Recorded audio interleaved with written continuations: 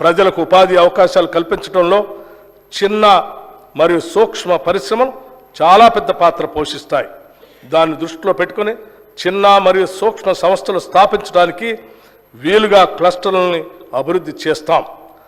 రాష్ట్ర నిధులతో పాటు కేంద్ర ప్రభుత్వ micro small enterprises cluster development programme పథకం ద్వారా కూడా దీనికి అవసరమైన నిధులు సమీకరిస్తాం. రాష్ట్ర నిధులతో పాటు పిఎం మిత్ర నిధుల్ని వినియోగించుకొని కాకతీయ మెగా టెక్స్టైల్ పార్క్ని మరింతగా అభివృద్ధి పరుస్తాం. ప్రభుత్వం తరఫున 2 లెదర్ పార్కులను కూడా ఏర్పాటు చేయబోతున్నాం. పారిశ్రామిక అభివృద్ధి అనేది ఒక చోట కేంద్రీకృతం అయినప్పుడు ప్రాంతీయ ఆర్థిక అసమానతలు తలెత్తుతాయి. ఇది దృష్టిలో పెట్టుకొని రాష్ట్ర నలుమూలలు అభివృద్ధి చెందడానికి ఫార్మా క్లస్టర్లను ఏర్పాటు చేయడానికి నిర్ణయించాం. ఈ క్లస్టర్ల ఏర్పాటులో భూసేకరణ జరిగేటప్పుడు ప్రజల ఇళ్లకు ఆస్తులకు నష్టం వాటిల్లకుండా వాటి నివాస స్థలాలకి దూరంగా ఏర్పాటు చేయటం జరుగుతుంది. తెలంగాణ రాష్ట్రానికి తీర ప్రాంతం లేదు. అందువల్ల సరుకు రవాణా పోర్టులు అందుబాటులో లేవు. ఈ లోటును భర్తీ చేసుకోవడానికి డ్రై పోర్టులను అందుబాటులోకి తీసుకొని రావడానికి ఒక బృహత్తర ప్రణాళికను రూపొందించాం. డ్రై పోర్టులు ఏర్పాటు చేయడం ద్వారా సరుకు రవాణా ఖర్చులు గణనీయంగా తగ్గుతాయి. మన ఉత్పత్తుల్ని సులభంగా ఎగుమతి చేసుకునే సౌకర్యం మన రాష్ట్ర పారిశ్రామిక రంగానికి అందించబోతున్నాం. ఈ బడ్జెట్లో పరిశ్రమల శాఖకి 2,543 కోట్ల రూపాయలు ప్రతిపాదిస్తున్నాం. దివంగత ప్రధాని శ్రీ రాజీవ్ గాంధీ గారు అన్నట్లుగా భారతదేశం పారిశ్రామిక విప్లవం యొక్క అవకాశం కోల్పోయింది. కానీ కంప్యూటర్ విప్లవం మాత్రం కోల్పోలేము. ఎంతో దార్శనికతతో 3.5 దశాబ్దాల క్రితమే ఆయన చెప్పిన మాటలు ఇప్పటికీ స్ఫూర్తిదాయకం. తెలంగాణ రాష్ట్రం ఇన్ఫర్మేషన్ టెక్నాలజీలో దేశంలోని అగ్రస్థానంలో ఉండాలనేది మా ఆకాంక్ష. ఐటీ రంగంలో అభివృద్ధి సాధించడం ద్వారా తెలంగాణలోని గ్రామీణ ప్రాంతాల ప్రజలకి మరింత అధునాతన సౌకర్యాలు కల్పించడానికి వీలు కలుగుతుంది.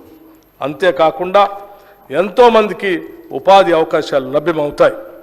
ఐటీ రంగానికి మరింత మెరుగుపరిచిన విధానాన్ని రూపొందించేందుకు రాష్ట్ర ప్రభుత్వం సిద్ధంగా ఉంది. గ్రామీణ ప్రాంతాల అభివృద్ధి మరియు ప్రజల జీవన స్థితిగతులను మెరుగుపరచడానికి వీలుగా ఆర్టిఫిషియల్ ఇంటెలిజెన్స్ను ఉపయోగించుకుంటాం. ఐటీ రంగంలో భారీ పెట్టుబడులతో ముందుకు వచ్చేవారికి అత్యంత సులువైన విధానాలతో స్వాగతం పలకటమే కాకుండా భవిష్యత్తులో కూడా వారికి ఎలాంటి సమస్యలు తలెత్తని పటిష్టమైన విధానాలని రూపొందిస్తున్నాం. అత్యంత అధునాతనమైన మౌలిక సదుపాయాలు కల్పించడం ద్వారా ఐటీ రంగంలో నైపుణ్యం మరింత వృద్ధి చెందే విధంగా మా నూతన పాలసీ ఉంటుంది. హైదరాబాద్లోని ఐటీ పరిశ్రమ రోజు రోజుకి అభివృద్ధి చెందుతున్నది. ఐటీ పరిశ్రమలతో హైదరాబాద్ కిటకిటలాడుతున్నది. కానీ రాష్ట్ర సమగ్రాభివృద్ధి జరగాలంటే ఒక్క హైదరాబాద్ మాత్రమే అభివృద్ధి జరిగితే సరిపోదు. ఇలాంటి అభివృద్ధి తెలంగాణ రాష్ట్ర నలుమూలలకు కూడా విస్తరించాలి. ఈ కారణంగా ఐటీ పరిశ్రమను ద్వితీయ తృతీయ శ్రేణి నగరాలకు విస్తరించేందుకు ప్రణాళికలు రచిస్తున్నాం. రాష్ట్ర వ్యాప్తంగా అన్ని ప్రాంతాల్లో ఐటీ పరిశ్రమలు రావాలంటే పటిష్టమైన విధానం ఉండాలి. అందుకే అమెరికాలోని ఐటీ సర్ అనే సంస్థతో సంప్రదింపులు జరుపుతున్నాం. దీనివల్ల తెలంగాణ రాష్ట్రం ఐటీ రంగంలో తిరుగులేని శక్తిగా మారుతుందనటంలో సందేహం లేదు.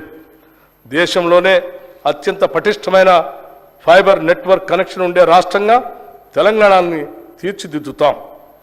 ఈ బడ్జెట్లో ఐటీ శాఖకు 774 కోట్ల రూపాయలను ప్రతిపాదిస్తున్నాం. ప్రజాస్వామ్యం అనేది కేవలం ప్రభుత్వ రూపం కాదు. ఇది ప్రాథమికంగా అనుబంధిత జీవన విధానం, ఉమ్మడి కమ్యూనిటీ అనుభవం. ఇది తప్పనిసరిగా తోటివారి పట్ల గౌరవం మరియు గౌరవప్రదమైన వైఖరి అన్కోట్ డాక్టర్ బిఆర్ అంబేద్కర్. గ్రామాల అభివృద్ధితో ప్రతి పల్లె కళకళలాడేలా చేయటమే మా ప్రభుత్వ ప్రాధాన్యత.